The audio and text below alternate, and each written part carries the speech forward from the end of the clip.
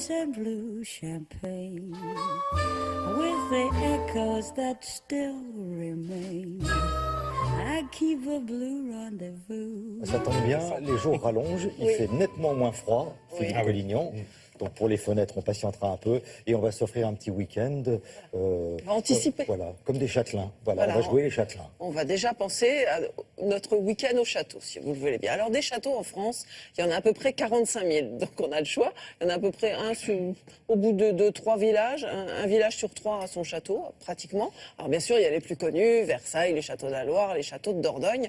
Mais il y a aussi des petits châteaux de campagne qui sont absolument magnifiques, pas du tout ostentatoires, mais souvent leurs propriétaires ont du mal à les entretenir, donc ils les ouvrent en chambre d'hôte, ou alors carrément des gens qui ont acquis un petit peu de bien et qui décident d'acheter un château, de se faire plaisir, de devenir châtelain et de l'ouvrir eux aussi en chambre d'hôte. C'est le cas par exemple du château de Marsac en Corrèze.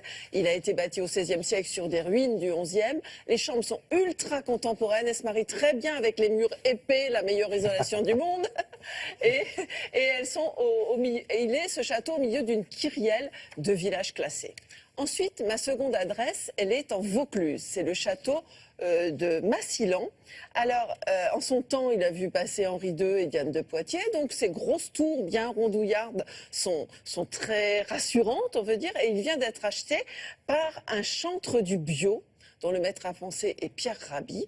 Alors, autant vous dire que là-bas, on mange bien. On mange sain, on mange bio grâce au potager et on dort bien aussi. Et puis la troisième adresse, alors c'est peut-être la plus incroyable, elle est située à Concarneau, c'est le manoir de Kerriollet et là on est dans les écuries du château, c'est plus le château, mais il est lié à l'histoire du comte Yusupov qui assassina Raspoutine. On y va. Le château de Marsac a appartenu à ses heures de gloire au seigneur de Curmonte. Édifié en grès rouge de Collonges au XVIe siècle, sur des fondations du XIe, la demeure seigneuriale se languissait. Et puis sont arrivés Clarisse et sa famille.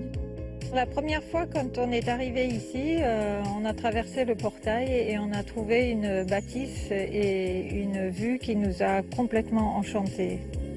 Pour dire même envoûtés presque. On s'est dit, quel bel endroit. Alors ils ont craqué. Le château n'était pas habité à l'année. Il y avait un confort de vacances plus qu'un confort pour y vivre tous les jours.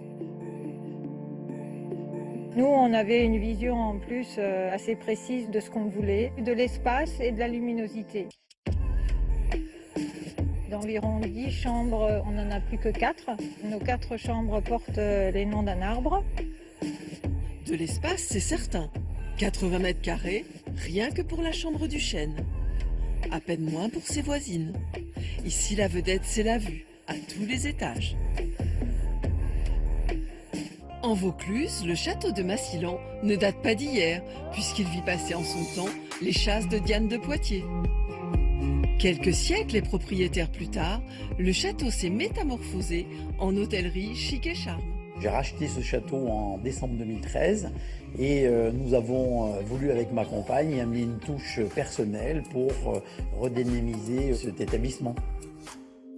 Au cœur du logis, les chambres jouent sur le registre du passé.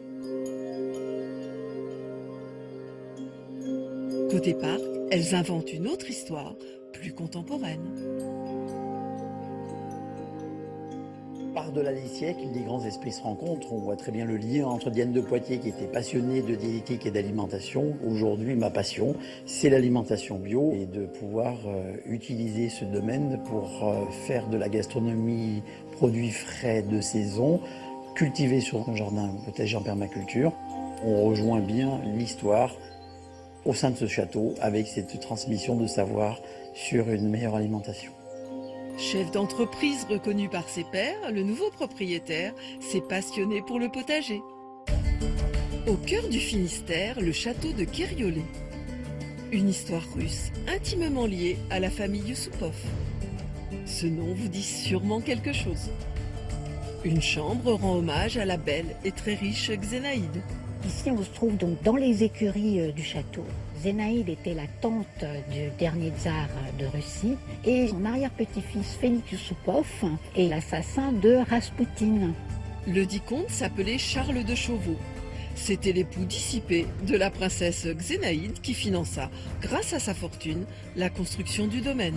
Les autres chambres sont dédiées à toutes les femmes qui ont vécu à Carriolet ou qui ont un rapport avec cette histoire, comme les favorites du comte. Aussi, on a voulu donner le nom de Delphine à une de nos chambres, puisque c'était la première à se marier ici à Carriolet.